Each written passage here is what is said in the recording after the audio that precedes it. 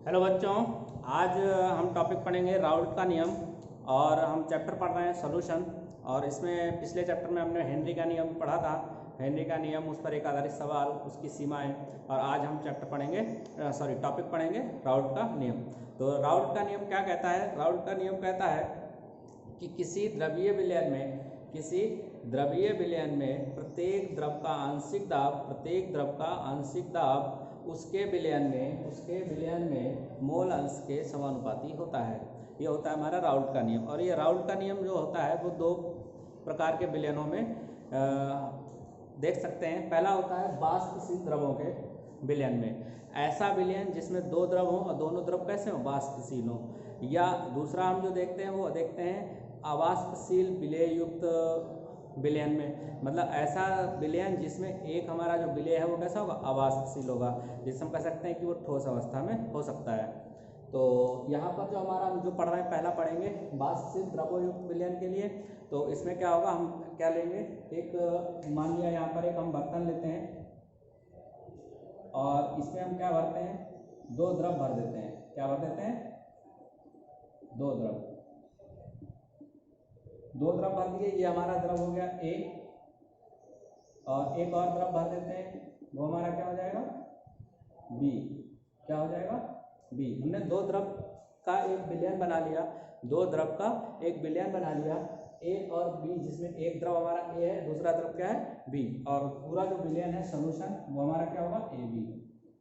ये क्या होगा? हमारा विलयन। ए बी हमारा विलयन है, ए विलायक मान लेते हैं, बी हमारा क्या है? विलेय है। इसको हम क्या मान लेते हैं? विलेय। और ये हमारा क्या है? विलायक। तो विलयन क्या है हमारा? ये ए बी विलयन। क्या है? विलयन। ये हमारा विलयन है। तो ए विलायक, बी विलेय और ए बी विलयन। अब इसमें हम कैसे क्या निकालेंगे तो देखते हैं। तो राउल्ट का नियम हमारा क्या कहता है? राउल्ट का नियम सीधा सीधा कहता है कि प्रत्येक विलयन में, यानी इस ए बी विलयन में प्रत्येक द्रव का, यानी इन दोनों द्रव का आंशिक दाब, मान लिया हमने जो हमारा ए है, हमने यहाँ पर ए ले लिया। क्या ले लिया? ए। तो ए के लिए अगर हम ले लेते हैं तो ए जो हमारा है, ए के लिए क्या कहेंगे? तो ए का आंशिक दाब हमने मान लिया पी ए। क्या मान लिया? पी ए का आंशिक दाब क्या है? P A. और ये जो है किसके समानुपाती है? विलयन में मोल अंश के समानुपाती है। और मोल अंश को हम किससे रिप्रेजेंट करते हैं? एक्स से। किससे रिप्रेजेंट करते हैं? एक्स से। और एक्स ए, यानी जो एक्स है ये किसके है? ए का एक्स है। तो यानी कि ए का आंशिक दाब किसके समानुपाती है? उसके मोल प्रभाज के या मोल अंश के समानुपाती होता है। अगर समानुपाती का चिन्ह हम हटाएंगे यहाँ पर तो एक स्थिरांक आएगा, उसको हम नोट करते हैं पी नॉट ए एक्स है। पी नॉट ए है, ये हमारा क्या है? नियतांक। और ये किसके लिए होगा? शुद्ध विलायक के लिए। किसके लिए होगा? शुद्ध विलायक के लिए। यानी जो नियतांक होगा वो क्या होगा? शुद्ध विलायक नियतांक होगा, शुद्ध अवस्था में। तो बच्चों हम देखते हैं अवाष्पशील द्रवों युक्त विलयन के लिए। अवाष्पशील द्रवों युक्त, तो यहाँ पर अवाष्पशील द्रवों नहीं होगा, अवाष्पशील विलयन, अवाष्पशील विलेय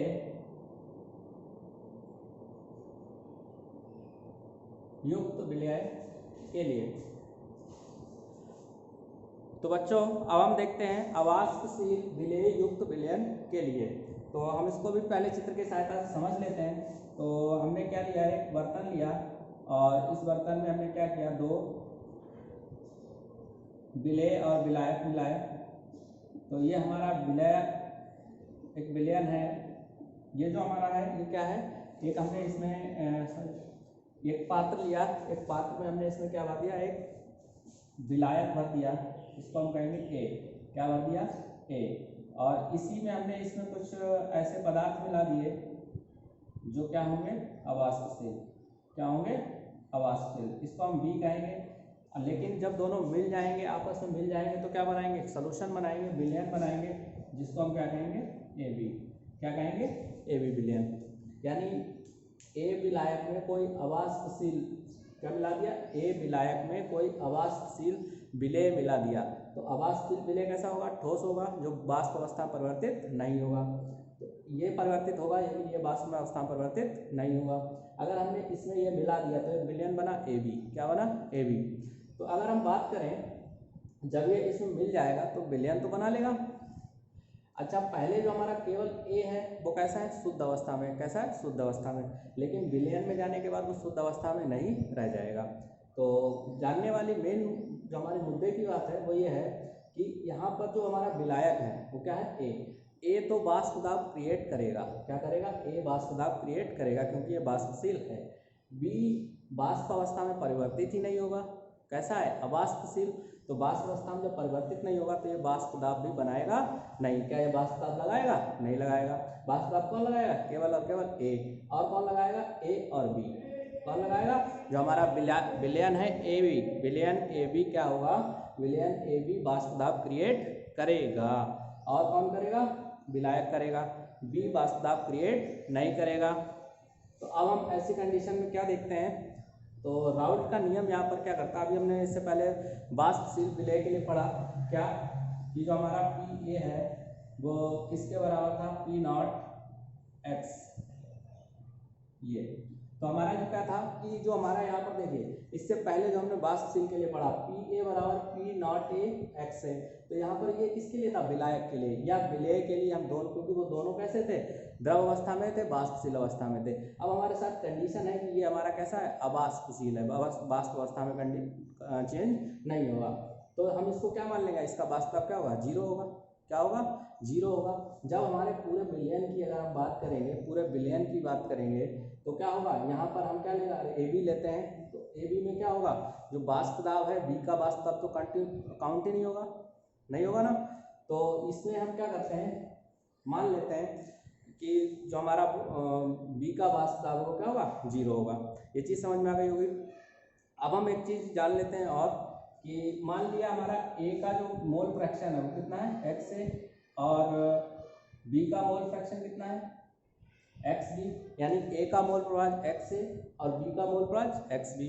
तो एक आपने पढ़ा है एक्स ए प्लस एक्स बी बराबर कितना होता है, एक। यानी कि किसी विलयन का कुल मोल प्रवाह कितना होता है, एक। कितना होता है, एक। यानी उसके जो घटक होते हैं किसी भी विलयन में, जो घटक होते हैं उनका जो कुल मोल प्रवाह होता है वो कितना होता है, एक होता है। इन दोनों का योग हमेशा कितना आएगा, एक आएगा। तो अगर हम इससे यहाँ पर से निकालते हैं तो एक्स ए प्लस एक्स बी बराबर ए, तो हम एक्स बी बराबर क्या होगा, एक्स ए बराबर 1 माइनस एक्स बी।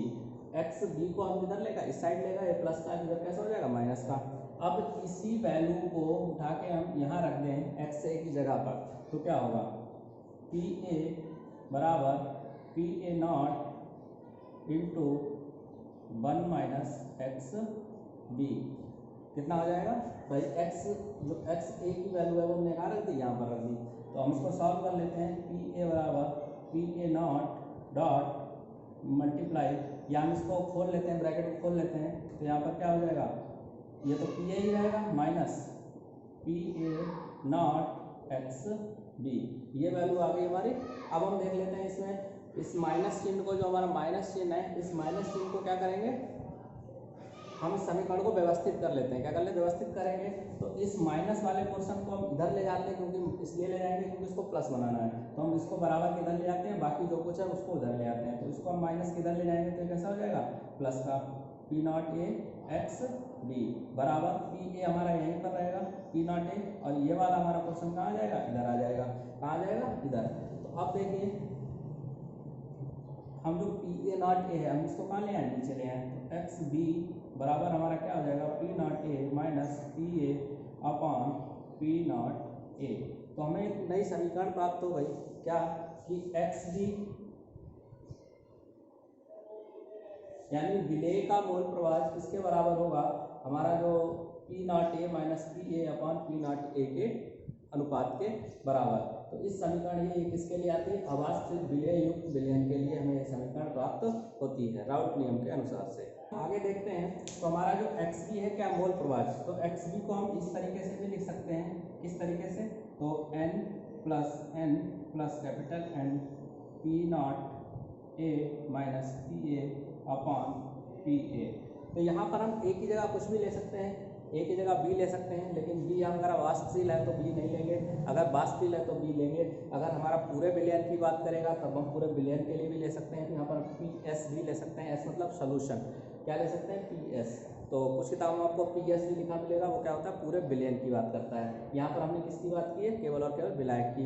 विलय की बात इसलिए नहीं की क्योंकि विलय क्या था हमारा अवाष्पशील। तो हमें एक और समीकरण प्राप्त होती है कब, जब हम एक्स बी की वैल्यू रखते हैं मोल प्रवाह की। मोल प्रवाह को हम कैसे लिखते हैं n upon n plus n, यानी विलय के मोलों की संख्या प्लस अपॉन में विलयन के कुल मोलों की संख्या। तो इससे हम एक और सूत्र प्राप्त कर सकते हैं, आप देखिए कैसे।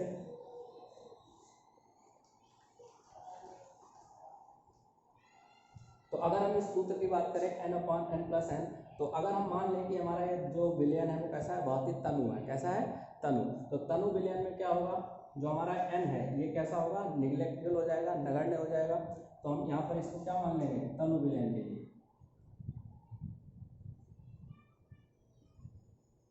तनु विलयन के लिए हमारा हो जाएगा n अपॉन कैपिटल N, यानी जो कुल विलयन है यहाँ पर जो इस विलयन में विलय के मोलों की संख्या होगी वो क्या होगी, नगण्य हो जाएगी, और वो क्या हो जाएगी n अपॉन n।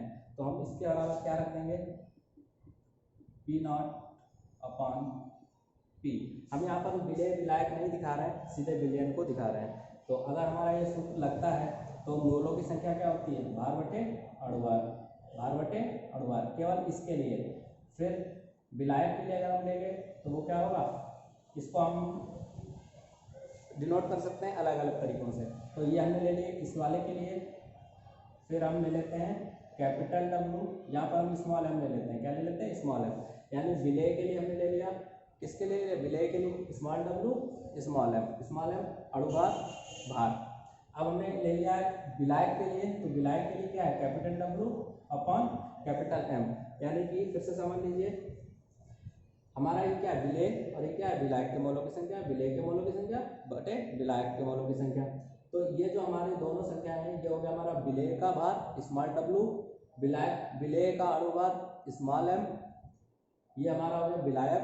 तो विलायक के मोलों की संख्या, तो विलायक के मोलों की संख्या यानी विलायक का भार कैपिटल W, विलायक का अणुभार इस कैपिटल M। तो अगर हम इसको किसके बराबर रख दें, P not minus P upon capital P, तो हमारा क्या होगा, अगर हम इसको अरेंज करते हैं तो क्या हो जाएगा, W into capital M upon capital W into small m। तो ये किसके बराबर हो जाएगा, इसके बराबर हो जाएगा, यानी P not minus P upon capital P। इससे भी हमें क्या हुआ, एक नया सूत्र प्राप्त हो जाता है। इन सूत्रों का ही प्रयोग हम कहाँ करेंगे, सवालों को हल करने में। एक इसका या फिर इसका, इन तीन सूत्रों का प्रयोग हम कहाँ करेंगे, सवालों को हल करने में।